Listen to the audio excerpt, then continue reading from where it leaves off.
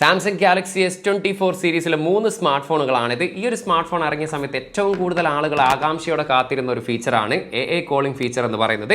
ഇനി നമുക്ക് ഈ ഒരു S24 അൾട്രയിലെ ആ ഒരു AI ഫീച്ചർ ഒന്ന് പരിശോധിക്കുന്നതാണ്. അപ്പം അതിന് മുമ്പായിട്ട് ഇത്തരത്തിലുള്ള ടെക് റിലേറ്റഡ് ആയിട്ടുള്ള വീഡിയോസ് ഇൻട്രസ്റ്റ് ഉള്ളവരാണെങ്കിൽ പേജ് ഫോളോ ചെയ്യുന്നതും ചാനൽ സബ്സ്ക്രൈബ് ചെയ്യുന്ന കാര്യം ഒന്ന് പരിഗണിക്കുക. അപ്പം നമുക്ക് നേരെ ആ ഒരു AI കോളിംഗ് ഫീച്ചറിനെ കുറിച്ച് ഒന്ന് ജസ്റ്റ് ഒന്ന് കണ്ടിട്ട് വരാം. ഈ ഒരു AI കോളിംഗിൻ്റെ ഏറ്റവും വലിയ പ്രത്യേകത എന്ന് പറയുന്നത് ഓഫ്ലൈൻ ഫീച്ചറാണ്. ഇതിൻ്റെ ഇന്റർനെറ്റിൻ്റെ കാര്യങ്ങളൊന്നും നമുക്ക് ഇതിൻ്റെ ആവശ്യമില്ല. അതോടൊപ്പം തന്നെ നിങ്ങൾക്ക് രണ്ട് കൂട്ടർക്കും സാംസങ്ങിൻ്റെ S24 സീരീസിൻ്റെ ആവശ്യമില്ല, ഏതെങ്കിലും ഒരാൾക്കുണ്ടായാൽ മതി.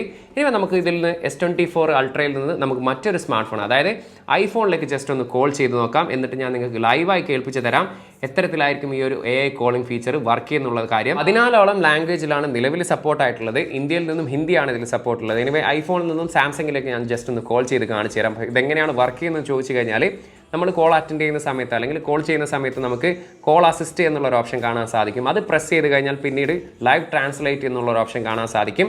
അത് ക്ലിക്ക് ചെയ്ത് കഴിഞ്ഞാൽ ഞാനിപ്പോൾ ഇംഗ്ലീഷിലാണ് സംസാരിക്കുക, മറ്റേ അങ്ങേ തലയുള്ള ആളുകൾക്ക് അത് ഹിന്ദിയിൽ ലൈവായിട്ട് ട്രാൻസ്ലേറ്റ് ചെയ്യുന്നത് നിങ്ങൾക്ക് കേൾക്കാൻ സാധിക്കും. അറിയോ? हेलो, आप कहाँ हैं?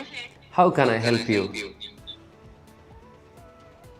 हम आपकी क्या सहायता कर सकते हैं? Where are you from? आप कहाँ से हैं?